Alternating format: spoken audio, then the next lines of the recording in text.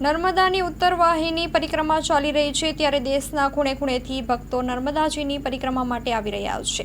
ત્યારે આજે ગુજરાતના મુખ્યમંત્રી શ્રીએ પણ નર્મદાજીની કિનારે પરિક્રમાનો આનંદ માણ્યો હતો।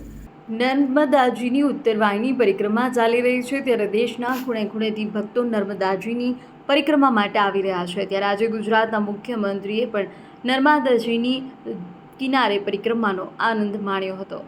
અહેવાલ મા ન્યૂઝ પરેશ પંડ્યા તિલકવાડા।